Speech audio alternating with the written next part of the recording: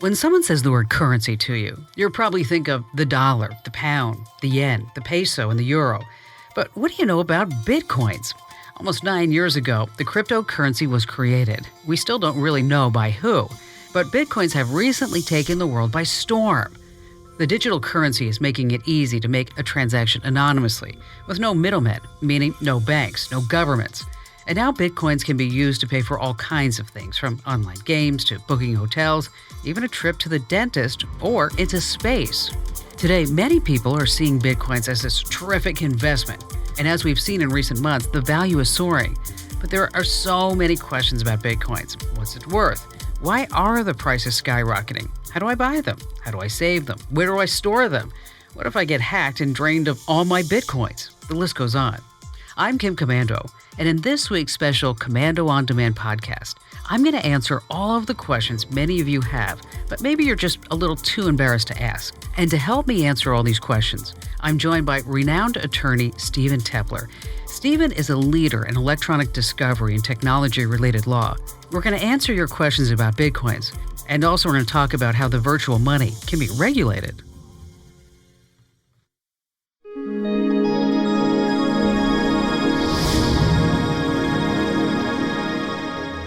Here's the deal. So many people don't have a clue what a Bitcoin is or how it actually works. As a matter of fact, this morning in my email, gosh, I can't believe this, a 72-year-old woman sent me a note and said, Dear Kim, I trust you. I've listened to the show for years. Should I actually cash out my 401k, my retirement fund, and invest it all into Bitcoins? Could you imagine? We're going to answer her question later on in this podcast. But you want to stay close to your headphones, your earbuds, however you get this podcast, because if you've ever wondered about Bitcoins, how it works, the good side, the bad side, is we're going to cover all of that. But we're going to start at the very beginning, because so often we see in the news, in the headlines on various websites and blogs, we see that phrase, the Bitcoin. Well, a Bitcoin is electronic currency. It's sometimes called cryptocurrency. It lives on the internet. Now, there is no physical coin anywhere. It's really just this crazy string of numbers. And that's where it starts to get just a little bit confusing, because how do you actually trade in Bitcoins? And what is it used for? And how do you get a hold of it? Well, the Bitcoin is this network. And from a user perspective, it's kind of like a certain cache on the internet. And it can also be seen as, sometimes people say, this intricate bookkeeping system in existence. But Stephen, when we hear people talk about how much money they are making in Bitcoins, are they truly making that kind of money? That's a very good question, Kim. And the answer is, I'm almost certain that that's not the case. Because you have Bitcoin in particular, and any one of the cryptocurrencies, which, by the way, are not crypto because they're secret, but because they use encryption as part of their, as part of the way they create these non-fiat currencies, and I can explain that a little bit later as well. There is just no way to say that the value of this currency is anything other than what a certain small group of people or a small volume of available Bitcoin might dictate. And what I mean by that is that this is a system in which it is very what we call illiquid, and it is illiquid meaning you can't trade it easily because there aren't a whole lot of players. And there aren't a whole lot of players because there isn't a whole lot of cryptocurrency around. And so where you have an illiquid market, think about very, very small stocks on some of the smaller exchanges where you have huge fluctuations because there aren't a lot of players and there isn't a lot of inventory around to sell and buy. And so where you have this type of scenario, you can have huge fluctuations of this what they call a currency. And it's really not a currency because it's not backed by any government, either state or national government, like any European country or any American country. There's no guarantee that it'll be worth anything tomorrow. In fact, it could be worth zero tomorrow if everybody walks away from the system. And in the end, well, this started out pretty much as something which looked like game currency. So if you've ever seen a loot box in a game, and gamers will understand this immediately, you can buy loot in a game. Right. And cryptocurrency is basically game loot that people are using for real-world transactions. Unfortunately, the real-world transactions have been, for the most part, transactions for either drugs or contraband of various types on the dark net. But that's changing. I mean, you have Microsoft, Newegg, Overstock.com, Expedia. There's a dentist here in a suburb of Phoenix, Arizona, in Tempe, who he's on television saying, you know what, I'll take your Bitcoins. There are some Bitcoin ATMs. So people are starting to use this for regular stuff. I mean, you have the Winklevoss twins. They reportedly invested $11 million years ago. And with the current prices, they're claiming to be the first billionaires of Bitcoin investing. And that's where your risk is. So if the Winklevoss, let me pose a scenario to you.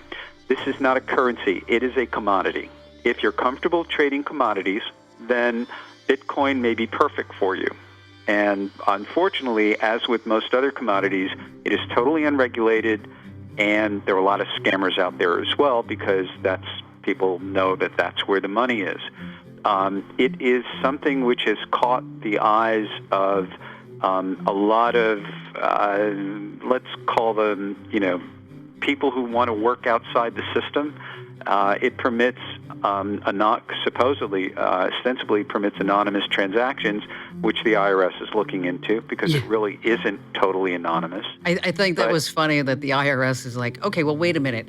Oh, we need our piece of the action here. What's going on? Right? Well, so let's look at it as a commodity. It's not a currency. So if you hold dollar bills, and whether your dollar bill on the foreign exchange is worth 3 euros or 1 euro, that doesn't change the value of your dollar in the United States, right? But with cryptocurrency, the value of that Bitcoin will change from day to day. So if you pay for a service today and your Bitcoin is worth $1,000, tomorrow it may be worth $2,000. So, of course, now you've lost out, because you could have paid with less Bitcoin tomorrow for what you could have gotten today. That's not the way currency works. Not only that, in your contracts, if you have a contract where you have work done over time, you may have to agree on a value of the Bitcoin in order to have the transaction not be worth 10 times as much or a tenth as much as either of the parties who were agreeing to the contract agreed to. And that's that's a really good point, because as you said, with a commodity, there's supply and demand. And right now there are 16.73 million Bitcoins in circulation. And they say that there can never be more than 21 million Bitcoins ever. Now, what I think is really important for folks to know is that Bitcoin is not the only cryptocurrency. So when we start talking about commodities, if you looked at the cryptocurrency market capitalizations, there's, well, I'll give you the exact number. It's 1,334 of them, which adds up to $491 billion. So there's a lot out there. So what would happen if another cryptocurrency became more popular than Bitcoin? It would eventually. You're going to have. It is just simple economics. You'll have markets that get crowded out, or Bitcoin. There may be a quasi merger in which owners of Bitcoin will offer Bitcoin in exchange for other cryptocurrencies such as Monero or Ethereum. There are a bunch of different cryptocurrencies. Again, the issue is it's worth only what people who are involved in it will pay for it. Let's say the Winklevoss twins decide to do what the Hunt brothers did in the 80s with silver, and they ran the market. They ran the market way up. They ran the market in silver up to nosebleed heights, and then what they did was they sold out their, I believe the way it is, they sold out their holdings, and then when the market crashed, they bought it back.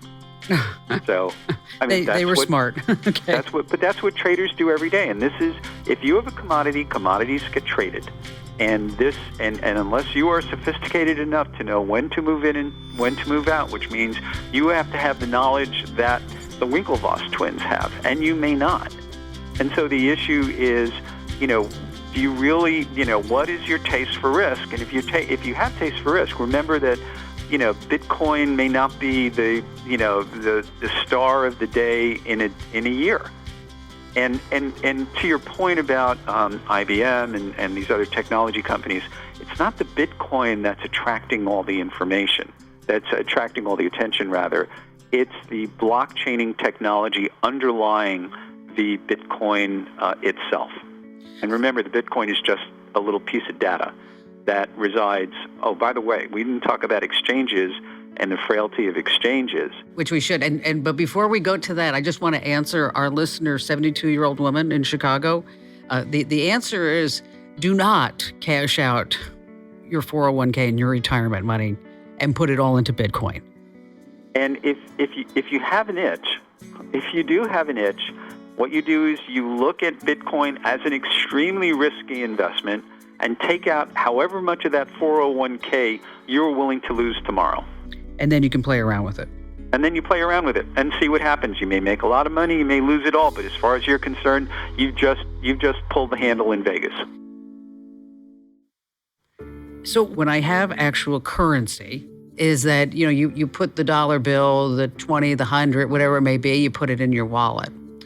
And a lot of people don't understand that you have to store your Bitcoins. And the Winklevoss twins, they reportedly, what do they have? They have their Bitcoins in 6 or 7 different vaults, which means they probably have it in more than those places, if that's what they're willing to publicly state. A lot of folks believe that they should be storing their Bitcoins on a flash drive or maybe a safety deposit box. There's a story about a guy, I believe in Wales, who had a hard drive that he disposed of like 5 years ago. And the hard drive is now in the county landfill.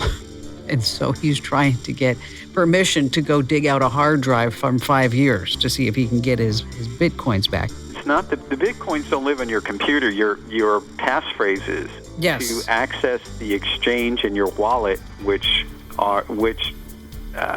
you must use to use your Bitcoin, are something that you need. So if you forget your password, you're dead. That's because it. There's no recovery capability. There's nothing.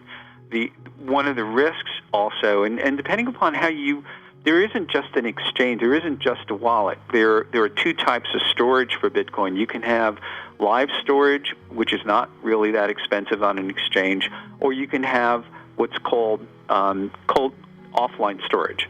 That would be like putting it on a flash drive? Would that be it? No. It would be stored in the exchange, in the vault, but the vault itself would be offline. So if the exchange itself gets hacked, it only attacks those Bitcoins that are online, ready for usage. You would have to transfer your Bitcoin from a storage status to a ready-to-transact status. And most people don't realize the difference. And one of the problems is that the blockchain technology and Bitcoin technology have inherent vulnerabilities in them that have not been addressed. And the reason they haven't been addressed is that if they address it, it'll change the currency itself and make it less negotiable. So these exchanges are pretty much sitting ducks. I think the 9th or the 10th exchange in the last year and change. Mm-hmm. Some of these changes, like Mt. Gox, wound up in current value billions of dollars worth of Bitcoin. But remember again, when people say that Bitcoin is worth $20,000 per Bitcoin, I would like to see somebody who said, I've just cashed out 100 Bitcoin and I got Cash American 100 times $20,000. I want, $2 million. Let's meet them. Those are the guys and gals that we want. Yeah, nobody's done that. Well, Virgin Galactic says that they're going to take Bitcoins for your future space travel. So in case you wanted to ever try that. How I also had a question from a listener not too long ago on the show about if it's really true that you can make money Bitcoin mining. What do you have to say about that? Well, you have a couple of competitors who are doing the same thing. If you are the NSA or the Chinese intelligence agencies, or you run a huge graphics arts studio that has hundreds of graphics and you need graphics processors for these, not just regular CPUs, yeah, you can do it. But it will take you a long time because the process is a very, very computationally intensive process. And you will probably have to get an air-conditioned server room to do it, and a big one. So the answer is yes, and maybe with the newer cryptocurrencies, it will be easier. But again, the idea is there are people who are very, very well resourced, way ahead of you. So by the time you find out about it as a layperson, you're probably close to the last in line. You want to talk a little bit about how Bitcoin's used on the dark web, and how and I'd also be interested because a lot of folks have been talking about who created the Bitcoin. I don't know if I'm going to pronounce the guy's name right. Satoshi Nakamoto? Yep. Is that correct? Which may be a pseudonym for the inventor. We're not sure who it was. It was. He basically, Bitcoin.org was registered as a domain name in August of 2008. Again, we think it was posted as open source code and released in January 2009 on a GitHub type of open source site. The identity of this person, man, woman, is still not known. But what's happening is that it is. There are only a certain number of Bitcoin, as you mentioned, that can exist. And the idea here is, well, how do you create a currency that you can use in everyday usage without, how do you split up a Bitcoin? Well, there are tenths and thousands, and now there are milli-Bitcoins, thousands of a Bitcoin. Think about keeping the change on this. But on the dark web, and I've seen live demonstrations. I work with a computer security and forensics firm that deals with this frequently on both the criminal and civil side. Looking at the dark web, you will see, which you typically as a general user cannot get to without being invited in. You'll see drugs for sale, weapons for sale, sexual services for sale. When I mentioned contraband perhaps earlier, what I was meaning was child pornography. So these are the businesses that are being driven by this, by cryptocurrency, and it is the underground economy. What do you think the future of Bitcoin is? I think, and this is just one man's opinion, I think what will happen is that you will have perhaps a country that will wind up putting its full faith and credit behind Bitcoin, and not Really? Bitcoin itself, but its own version of a cryptocurrency. A long time ago, I had an argument with a tax professor of mine talking about the underground economy. I worked at a restaurant where I was curious as to how the proprietor paid his taxes. And he looked at me and he said, if he ever figured out how much ingredients cost and what I serve, I'm out of business. And it's because he was not declaring much in terms of income. But what this and what I had posited a long time ago was to take currency out of circulation and replace it with something that could be tracked. And cryptocurrencies can be tracked. And if you have a country that says, look, we want to get engaged in this, the country can actually create its own cryptocurrency for usage that would be backed by the full faith and credit of the issuing country. So that's where I think it's going to go. Will there always be a kind of a dark web or crypto sense to this? Yeah, there'll always be some. But the people, when I mentioned to people about the tulip craze in the 1600s, there was a rush to trade in tulips in the 1600s, where tulips were the bitcoins of the 17th century. and they reached to amazing value heights, kind of like what Bitcoin is doing. And then one day the bottom fell out, and people were just wiped out. So remember, this is a commodity that nobody regulates, that has no basis in any ascertainable value or any commodity. It's not tied to any other commodity, and it's not tied to the full faith and credit of any country. So it's really a buyer beware. Let's talk a little bit about anytime that there's money online. It seems like it brings out the hackers, right? Absolutely. Why aren't the hackers, or are they, going after Bitcoins? Well, there are instances. There are two levels of hacking that's going on, or criminal hacking, and one is the smaller version where you will receive a scam email or a phishing email that basically says, you can pay for this, pay this invoice, you owe us this invoice, please pay this in Bitcoin. So on the consumer side, you'll receive a phishing email or some sort of arrangement for something where you'll have to pay in Bitcoin. Ransomware is typically paid in Bitcoin. So in fact, it's only paid in Bitcoin because it keeps it is a sufficient level of anonymity that makes it hard for law enforcement to track, and for the $5,000 or $10,000 that you've just lost because you have to pay to get your data back. Well, nobody's going to care. So there's hacking on that level. The real hacking is where the money is, and the money is in the exchanges and those who hold the wallets, and those wallets that aren't in storage. Those live wallets are fair game for hackers, and they are being attacked almost on a daily basis. So the answer is yes. Criminals are after your Bitcoin, whether it's in your account or it's in your wallet at home, or if they can get it through ransomware.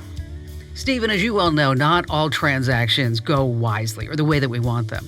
As we start talking about Bitcoins and cryptocurrencies and all this virtual money, is there anything that the state or the federal government can do to protect consumers against bad transactions and bad businesses?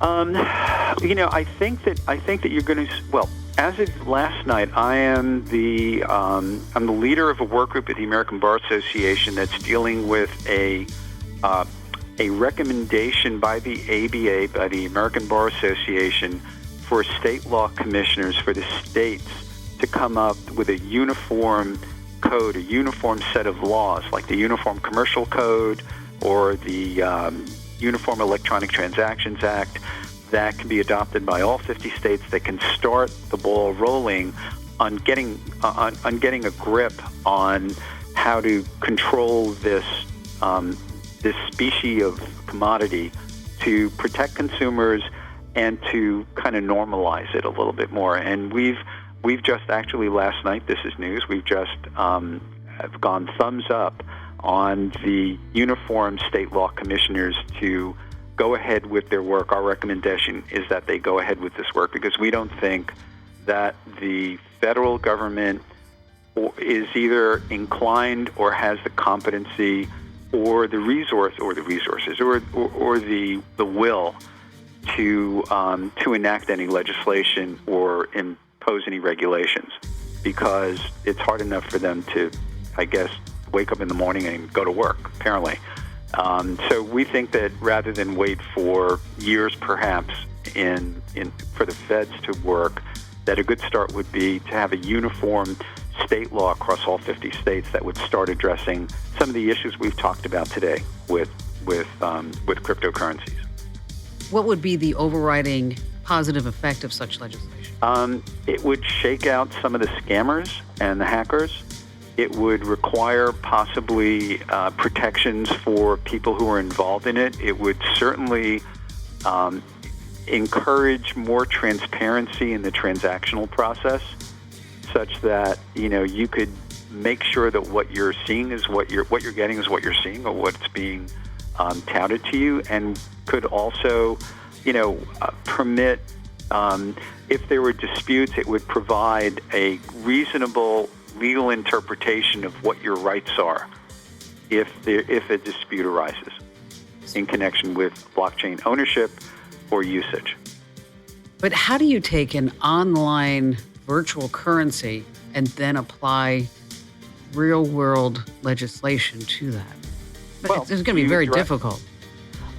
Well, the uniform state law commissioners way back in the old days, in the early 1900s, did the same thing with all commercial transactions, with the sale of goods and services.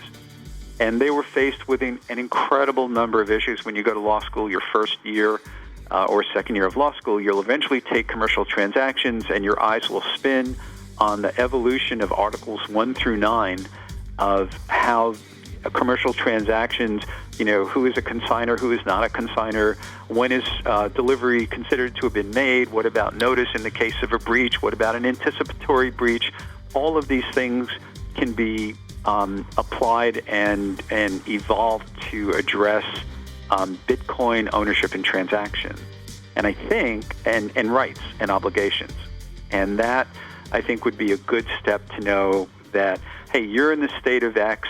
The state of X provides that if you have a transaction with person Y and this happens, you have recourse, you have legal recourse, or that you are obligated to do this for your counterparty in a transaction.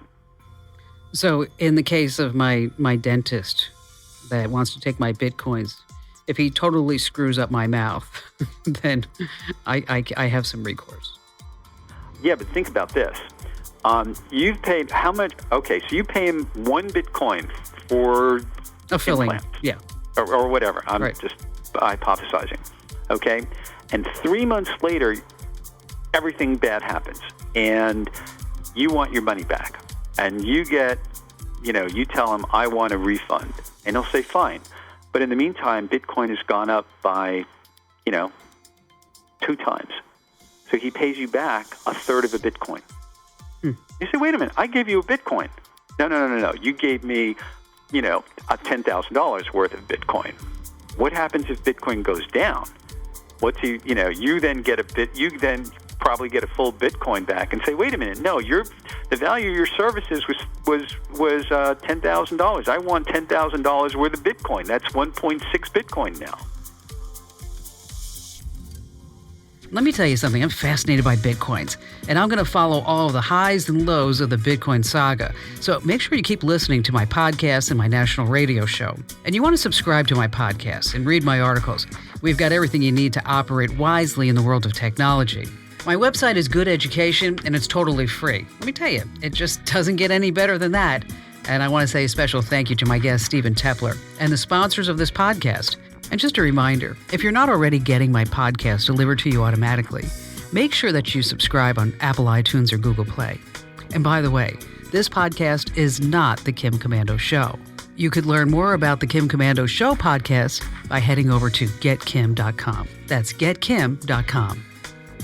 I'm Kim Komando, America's Digital Pro, and thanks for listening.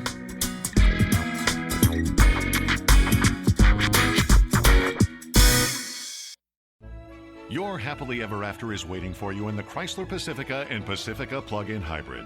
With available all-wheel drive, Pacifica helps handle adverse conditions like magic. And with the plug-in hybrid, it can help your range anxiety disappear. Make your drive even more enchanted in the Chrysler Pacifica and watch Disney's Disenchanted streaming November 18th, only on Disney Plus, rated PG.